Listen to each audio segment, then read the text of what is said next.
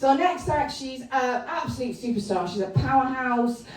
She's an empowerment coach. She's a fire dancer. She's a burlesque artist. She's a black belt, and she's a fucking poet. Okay, so give it up. The absolutely gorgeous Nicola Wai-Shee Chan.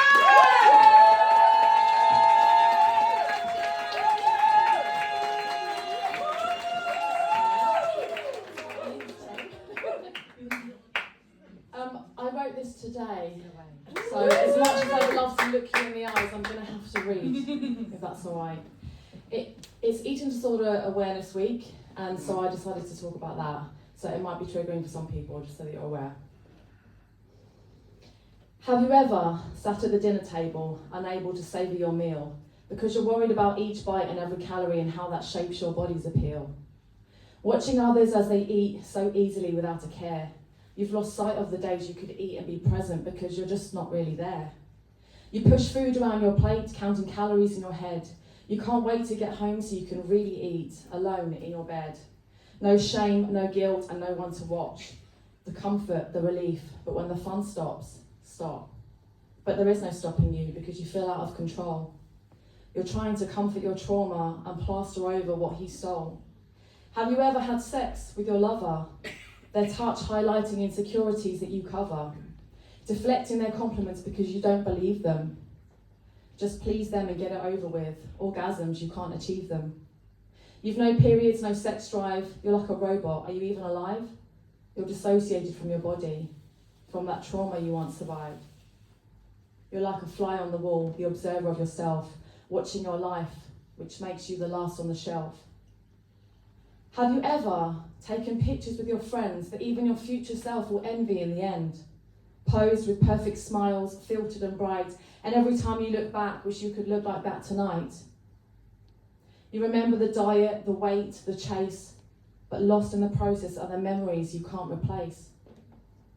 Have you ever looked in the mirror, pinched your skin, changed a million times but still felt trapped within?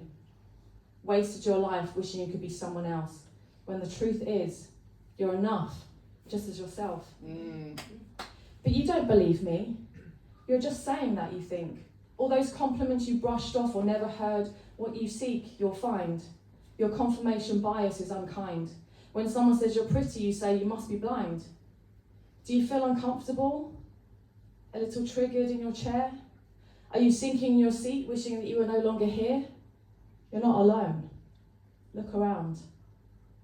But why do we feel this way? Why are we born perfect and then we're told we are wrong? Because of a man's made ideal and a derogatory rap song. We're too big, too small, too loud, too shy. We're too hairy, too spotty, too weak if we cry. We are expected not to like our bodies. The solution, a diet pill, a diet plan, injection, or a shake. Are we not fed up with the crumbs, ladies? Do we not deserve the whole fucking cake? We are told to be seen and not heard. Suppress, don't stress, look pretty in a dress. Shrink ourselves to fit a wedding dress one size too small, rather than just buy a dress that fits us all. We're told we should bounce back after having a baby, that we should age with grace. God forbid we show up to work without putting on a full face. Always be on a diet or trying to better ourselves for the male gaze. But what if liking male was just the phase? Have you ever had a week of starvation for a weekend's binge? Forgive us, slimming world, for we have sinned. Bad food, bad person, filled up with shame and guilt. Go to the gym on Monday and redeem everything you built. Good food, good person, I feel in control. Zoe or Weight Watchers, a forever moving goal. I've put food in the freezer, eaten off a baby spoon, eaten baby food, eaten food out of the bin. Have my drinks extra hot to slow down my shakes. Look at the state I'm in. The fitness world calls it hangry. The fitness industry makes me angry. It's where I've spent most of my years, listening to bullshit and spilling blood and sweat and tears. Perfection, protection, emotional rejection, no connection, just competition, no direction. What's the destination? If your body is a vehicle that drives you from birth to death, do you want to hate that body when taking your last breath? Do you want to waste that journey looking in the rearview mirror at you? Because if you do, you'll miss the view. Does this vehicle really need to be perfect? Missing out on dinner with loved ones, will it be worth it? Comparing yourself to others filled with jealousy. Do you want fantastic legs or a legacy? Let me tell you how I used to be. I had an eating disorder, body dysmorphia. I hated my body so much I wanted to be dead. Now I'm dying to be me. Live free, eat whatever the fuck I want, and live with authenticity. Associated, feeling every part of me. All of my emotions. Emotions are just energy in motion. Wear whatever the fuck I want, dye my hair, dare to speak up, dare to fuck up, dare to hold my middle finger up to the BMI, to the GPs that failed me and walked on by, to the systems that betray us. Let's step off the scales and step up to the task. If you're suffering with negative body image, I dare you to ask, what's underneath? Because it's never about food. What are you going through deep down? What's the mood? Your body is perfect.